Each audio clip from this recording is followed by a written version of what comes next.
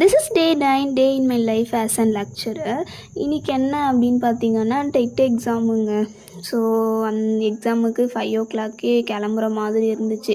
Because எனக்கு centre Kodambakkam சென்னையில் போட்டுருந்தாங்களா.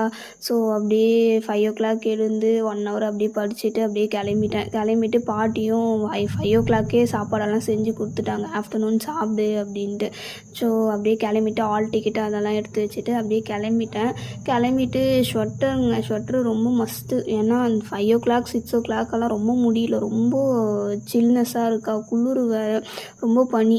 So அப்படியே கிளம்பிட்டு ரயில்வே ஸ்டேஷனும் போயிட்டேன். ட்ரெயினும் போயிட்டு வித்தின் 10 minutesல ட்ரெயினும் வந்துருச்சா. கூட ஒரு சாரு.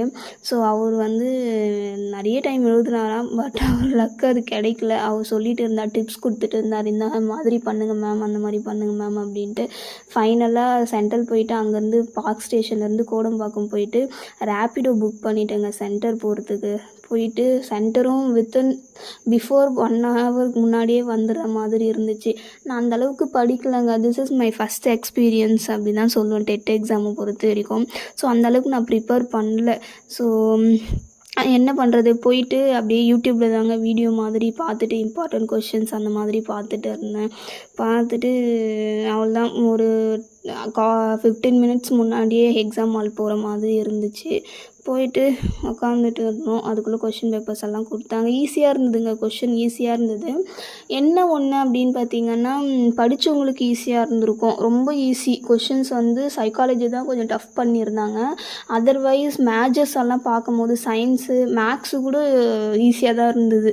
ஸோ படிக்கலை, நான் ரிவைஸும் பண்ணல. படிச்சிருக்கிறவங்க சூப்பராக பண்ணியிருப்பாங்க நான் நினைக்கிறேன். ஈஸியாக தான் இருந்தது question paper. So 1 o'clock exam முடிஞ்சிச்சு. ஸோ ஓகே, டி நகராது போயிட்டு வரலாம் அப்படின்னு சும்மா போயிட்டு வந்தேன். போயிட்டு போனால் அங்கே நான் எக்ஸ்பெக்ட் பண்ணது கிடைக்கல. ஸோ ஒரு டிசப்பாயின்மெண்ட்டோடு கிளம்பி வந்தாச்சு. வர வழியில் சும்மா ஒரு வீடியோஸ் கிளிப் அதெல்லாம் எடுத்துகிட்டு அப்படியே வந்துட்டேன். ரொம்ப முடியலைங்க, ரொம்ப டயர்டாக இருந்துச்சா இன்றைக்கி. இது வந்து 5 o'clock எடுத்தது தான் இந்த வீடியோ. இது பாருங்களேன், ஒரு மாதிரி கிளைமேட்டு ஒரு மாதிரி சில்னஸாக, ஒரு மாதிரி லேசியாக இருந்த மாதிரி இருந்தது. ரொம்ப முடியல. வரும்போதே பயங்கர ஹெட்டேக்கு. வீட்டுக்கு வந்து அப்படியே படுத்துட்டேன், ரொம்ப முடியலையா. பாட்டி என்ன பண்ணாங்க, காஃபி ஹெட்டேக் டேப்லெட் எல்லாம் கொடுத்தாங்க. சாப்பிட்டு அவ்வளோதாங்க இன்றைக்கான விலாகு.